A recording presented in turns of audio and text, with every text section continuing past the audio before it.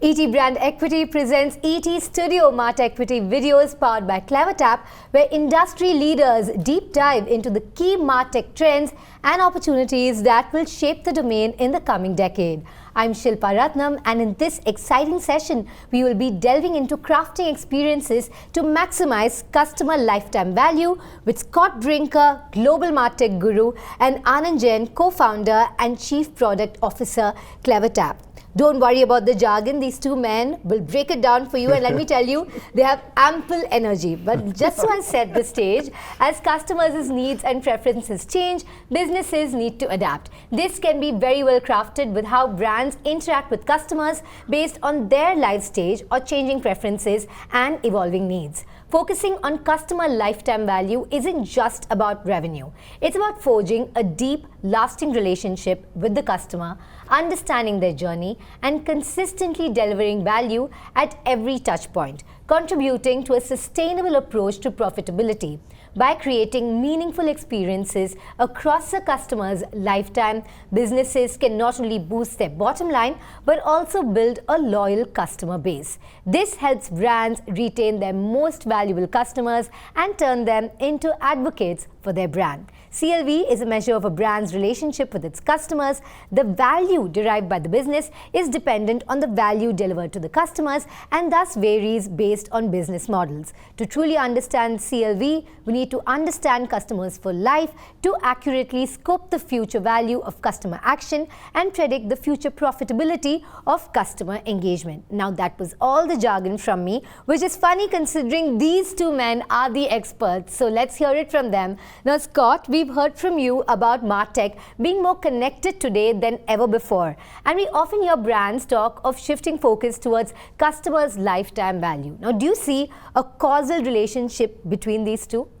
Oh, I mean, absolutely. Like, there is such a difference in just the economics of what it costs to acquire a customer versus what it costs to retain a customer, that if you aren't investing in that loyalty, the true like end-to-end customer journey, the customer lifetime, I mean, you're basically running in place. Churn is destroying the value that you're creating, with your demand engine on the front. So I think you see almost all smart marketers at this point realizing that the full customer life cycle is really where the opportunity is. Well, there you go. He puts it so simply, and it sounds like a philosophy, right, Anand?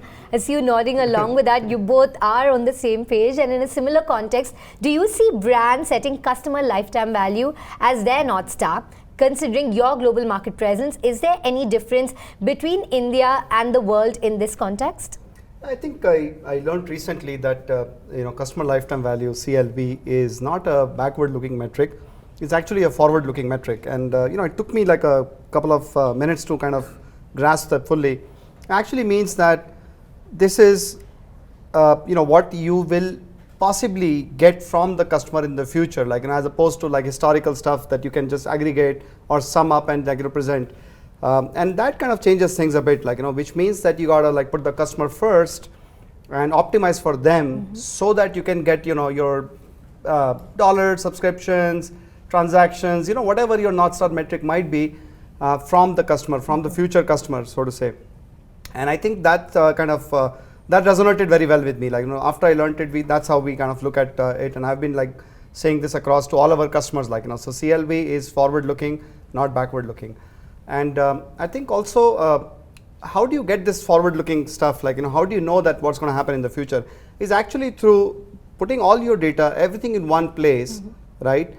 And having the ability to learn from the past, how did the users behave and what did they do, etc. Put it all together so that you can predict the future. So that's what we have learned. And how does it compare between India and the rest of the world is, I think Indian brands are a little bit more value conscious. Indian consumers are value conscious. So it's a little bit tricky to extract more transactions, etc. from them. And I think the journey is to start building relationships with them before you can even think of CLV. That's very interesting, and I would love to get your perspective on that as well, Scott. Do you think of it as being different between India and the rest of the world? I see less of a difference from one region to another as much as it is a difference in the distribution among companies. You know, there's a set of companies that get CLV and are investing in it and are managing towards it. And then sadly, there's a bunch of companies that will say generously have not yet fully realized the opportunity they have there. I think one of the things that drives this is something everyone in marketing can appreciate, which is this increasing noise in the marketplace. You know, and this is an effect of, you know, not India or the rest of the world. This is India and the rest of the world. This is a global phenomenon. It is really hard to break through the noise, and it's getting harder every year.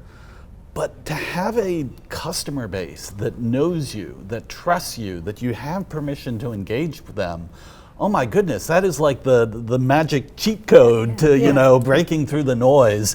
So yeah, I think if you're one of those companies who's already leaning into this, like bravo, way to go. If this isn't yet a place you've invested effort, I can't recommend enough thinking about maybe we should. Yeah, CRM for sure. You know, everyone watching here, if you haven't understood the value of CLV, don't worry, we have a few more questions coming up. Now, Scott, with a holistic North Star, and you speak of this as well, there is a need for unification across a large diversity of skills, capabilities, and technologies required. Do you feel there is a need for a common nerve center to orchestrate this? Absolutely. You know, I think this is one of the challenges, you know, but it's the advantage and the challenge of the digital world. You know, the digital world has connected everything together. I mean, inside our organizations, but also, yeah, across organizational boundaries with our customers. This connectivity is such an amazing power. However, there's a flip side to this. You know, when you get everything connected together, you know, it's chaos unless if you've got some sort of mechanism to like provide orchestration there, some sort of, you know, center of gravity. I actually kind of think of this like with a solar system like analogy, that, you know, having the sun at the center of your tech stack. Wow, the astronomical analogy here. I love it. You know, the sun at the center of your tech stack, you know, provides that gravity so that even as you have like different customer journeys or perhaps different, you know, operational programs, you know, different facets of how your business operates, they're all sort of revolving around a common force. You know, Anand, a nerve center that unifies all of the diverse skills, capabilities, and technologies to build lifelong brand relationships is what we're talking about. And how do you personally see brands being able to do this? Yeah, so what we have seen across our customer base, and this kind of spans across countries, this spans across different business models, different kind of industries, is that they want to, like, you know, like we said, like, you know, put everything in one place so that it becomes the central nervous system or the nerve center, and then leverage multiple things off of that, right? So number one being insights, like, you know, of all this data coming in. Let's say you have a point of sale system, you have your website, you have your app, contact center. How do you get all this data in one place, and can you glean insights from this? You know, the more insights you get, the better you know what to do with your user or your customer. So with insights, you can then segment them. You can, you know, figure out different cohorts behaving differently, etc., and then create like this one-on-one personalized journey for each person. You know, that it's truly the segment of one, like, you know, the dreamland, you know, we've been all trying to get to since the last, I don't know, 20 years maybe. And how do we get there? Like, you know, is because if you see the technologies were not there, like, you know, in the past that brought all this together, and you had the concept of siloed data. So I think one, we see customers using us with, you know, this not having to worry about limits of any sort, or, you know, whether we can connect different you know, different sources, etc. And I think what Scott said, you know, it'll be chaos, like, you know, if everything's kind of swimming in independently, it has to be orchestrated, it has to come together as one, because no matter where your customer accesses your brand, they're your customer. You know, and you have to keep that as a center point, and from that you can then run everything else. Very interesting. So have data silos, have them talk to each other, but in an orderly manner. Yes. No chaos there. Personalization depends on understanding the customer's journey, but Customer 360 is still an elusive silver bullet for most. What would you suggest most brands do in such a scenario? And will AI, there's that term, be the solution to understanding customers? Well, I think all of this revolves around data, and this is not new. We've known this for a long time, but I think the incentives for putting in the effort to unify data relative to the cost of unifying that data, for a lot of companies, it didn't feel like it quite crossed that threshold. So you saw marketers for a long time trying to deal with a patchwork way of they had their own data, but anytime they wanted data from elsewhere in the organization, it tended to be a pretty heavy lift. I think one of the things that's very exciting right now is you see the data technology inside organizations, things around cloud data warehouses and whatnot, increasingly connecting to all of the different applications, not just marketing applications, but what are we doing in sales, what's happening in operations, where's our digital product group. And this starts to provide a way where we can now have multiple teams, multiple departments sharing the same data, at least in the same technical infrastructure. Still work to be done on the organization around that. I think so that's actually making the cost of doing this a little less, and then the benefits from it is where I really think AI is going to play this out. Because everyone's very excited about all these generative AI LLMs, and they are super impressive. But they're a commodity. Every business has access. Literally, I can sign up with a credit card and I have access to OpenAI's API. What's going to differentiate one business from another is the data that they're able to feed in to these generative AI engines. And so I think that's going to give us just the extra motivation for let's get our data house in order, because there's just so much we can do with it now. All right, so AI can only help you that much, but you need to know what to give it first, right? It's where they say garbage in, garbage out. It's been the principle of computers from the beginning of time. It is absolutely the case with AI. Yeah, so the prompt has to be proper and the prompt has to have the data in order. Exactly. Right.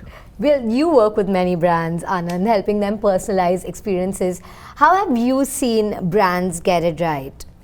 I think brands, we have seen like I said, treat them as not rows in the database or two different users because they're accessing your product from two different form factors. Someone walked into the store versus someone went online. And if you do not know it's the same person, you're going to treat them as two different, people, and maybe, communicate with them in different ways. So the true way to personalize is to treat them as the same person. And say that, okay, well, my product will be accessed by, in different form factors, could be the desktop, could be app, etc., right? So we have seen that. Two, we have seen, the use of, we were talking about this, earlier, the vernacular medium to personalize. And the third thing is, the inherent concept of, am I even sending the right message at the right time to the right person through the right channel? So if you if you nail this, all together, then you can truly personalize. And that's what we have seen brands do at massive scale. At least in CleverTap, we have seen companies with this hundreds of millions of users do this very, very beautifully. It's like a dance. It has to be it has to have a rhythm. And we have seen them create these journey orchestrations, etc., that are very beautiful to look at. Now, I'm going to thank the two of you for explaining it so beautifully. Now, time for our closing thoughts. And in a global and Indian context, what would you suggest to brands to prepare for the future where the customers are at the center of the complete universe? As you were mentioning, solar system, but we're expanding it to the universe. Awesome. Well, I guess I would say two things. Of course, I'll just double down on investing in your data. Getting your data foundation in order is going to pay tremendous dividends for you.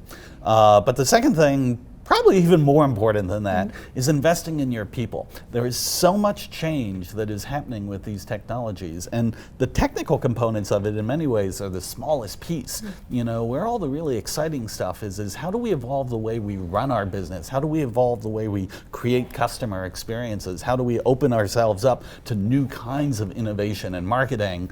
That's where all the exciting stuff really happens, and that's driven by people. And so I think if you really want to succeed in this new era, double down on the investments in data, double down on the investments in your team. Thank you. We always see valuable insights, but from a global marketing guru, they really are priceless. And Anand, how would you like to weigh in? Yeah, I think Scott nailed it. Like investing in people, giving them tools, technologies, and just inspiring them, to perform better. I think the world is changing in an exponential way, if I can use that word. It's changing in ways that we have not seen in the past. Power of AI, everything is at your fingertips. Google started that, and now you have unlimited computing, etc. How are you going to react to that? This is the level table stakes for all the companies. How are you going to leverage all of this to give your, of course, to your employees, how you're going to inspire them, but how you're going to give them a personalized experience to the users. In the end, that matters, because you need to get both the constituents along to be successful as a company. I have to say, you're leading by example, because from what I've seen, you practice what you preach. And I would like to thank you too today for this very truly interesting conversation. I learned so much, and please keep watching. This is an ongoing series, and you can also catch our other episodes where, as Anand mentioned, we were speaking about how vernacularism can help personalization. That was with Nakul Kapoor. You can watch that right here on ET Studios. Thank you so much for watching.